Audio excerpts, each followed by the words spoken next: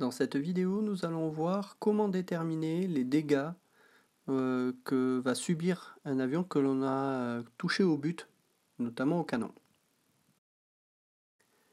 Donc, la puissance du canon, on la retrouve dans les paramètres gun type, on l'a abordé dans une première vidéo, dans la partie air-to-air rating. Donc vous avez le premier chiffre, le chiffre 4, qui est donc la puissance du canon en RR. Donc ici, il va falloir qu'on prenne en compte ce paramètre-là. Ensuite, on va aller chercher ce paramètre dans la Aircraft Damage Table, qui est sur la Combat and Damage Table, page 1. Donc il faut se référer sur les colonnes. Donc on va prendre le chiffre 4, donc la colonne 4, et ensuite les lignes que vous avez donc sur le côté du tableau, ce sont les scores 2D.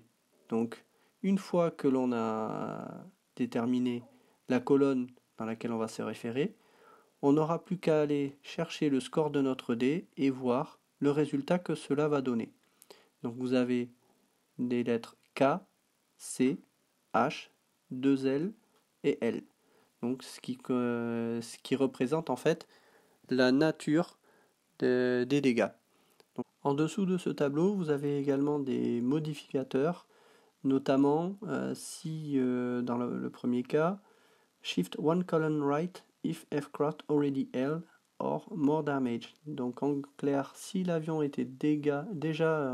déjà des dégâts, il faut décaler en fait à droite par rapport au score qu'on aura obtenu. Si par exemple donc on est sur la colonne 4 et qu'on obtient un score de 5, on a donc un H, mais si l'avion était déjà avec des dégâts par exemple L, il faudra basculer sur la colonne à droite et donc ce sera un dégât en C.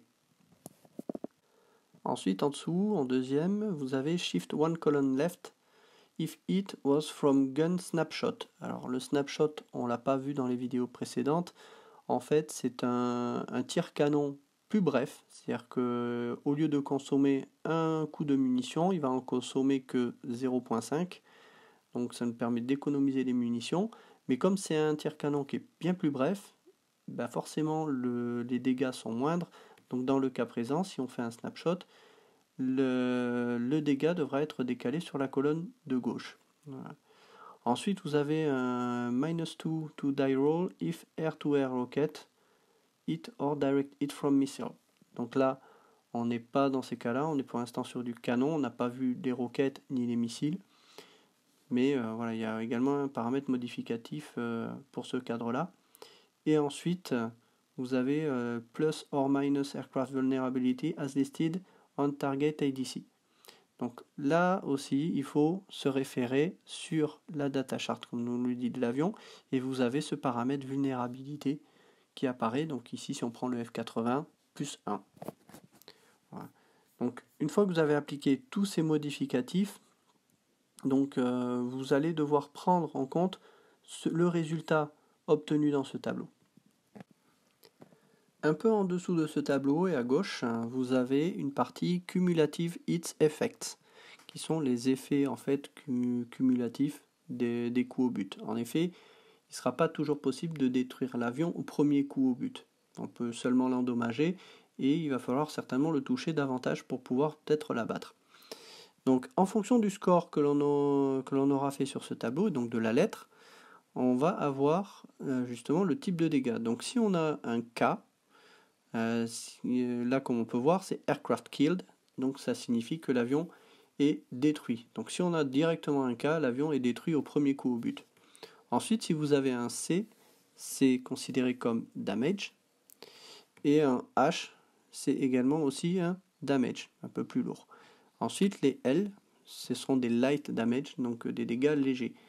Donc vous avez, en fonction de ces dégâts-là, des effets cumulatifs. Si les dégâts qu'aura eu l'avion sont légers, il va falloir le toucher davantage pour pouvoir le détruire. Donc on voit que 3L, 3L, ça correspond à équivalent à un damage H. Voilà. Ensuite, il faut 2 H pour pouvoir avoir un damage C.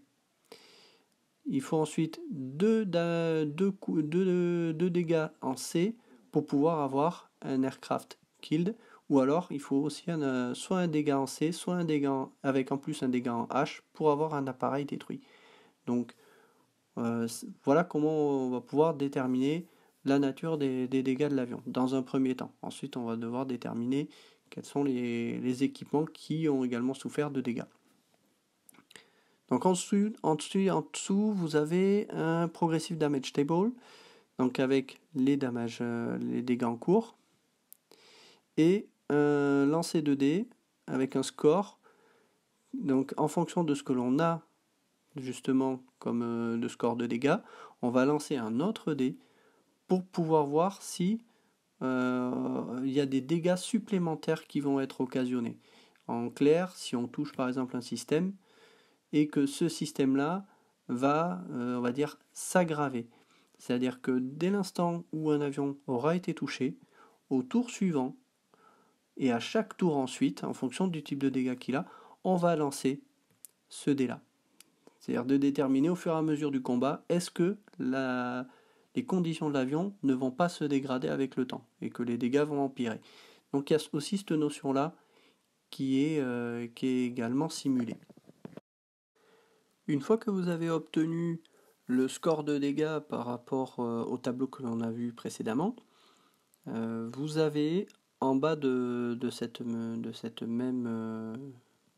même fiche, vous avez les Aircraft Damage Effects. Donc là, vous avez juste à vous référer aux dégâts que vous avez et à lire qu'est-ce qui est impacté. Donc si on prend par exemple un score L, vous avez Light Damage, donc c'est un dégât léger, No ET Turn, Allowed, donc vous ne pourrez plus faire de virage en ET, Lose High Pitch Rate, donc ça c'est une capacité de certains avions, et Aircraft Becomes Low Roll Rate, donc on voit que ça a des impacts sur certaines performances de l'avion. Si on prend des dégâts plus importants, par exemple le C, vous avez Crippled, voilà. Et vous avez d'autres paramètres où là vous pouvez virer encore moins serré, donc No HT Turn. L'avion qui fume, donc là aussi on a vu que c'est un paramètre qui sert justement à voir l'avion de plus loin, donc l'avion va devenir plus visible. Il perd toutes ses technologies et on doit lancer un dé, ça nous dit Roll for Again System Loss. Donc là on le voit également, ce Roll Once for System Loss. Donc vous avez juste sur la droite, vous avez un System Loss Table. Et donc le score de dés va vous déterminer quel équipement sera inopérant. Si par exemple on prend un score de 4 ou 5, vous avez Radar Disabled. Donc l'avion, s'il avait un radar, il ne pourra plus utiliser son radar. Si vous prenez d'autres cas, par exemple, le score de 10, Technology Disabled, là il perd toutes ses technologies. Donc quand on parle de technologie, c'est-à-dire qu'il perd le radar, il perd également les contre-mesures, les ECM. Donc il ne sera plus en mesure, par exemple, de lancer des leurres pour éviter un éventuel missile à guidage infrarouge ou radar. Donc l'avion devient plus vulnérable en fonction du type de dégâts. Donc cette notion aléatoire d'avoir des dégâts en fonction de l'importance du coup au but, c'est assez intéressant justement. Et c'est relativement bien reproduit.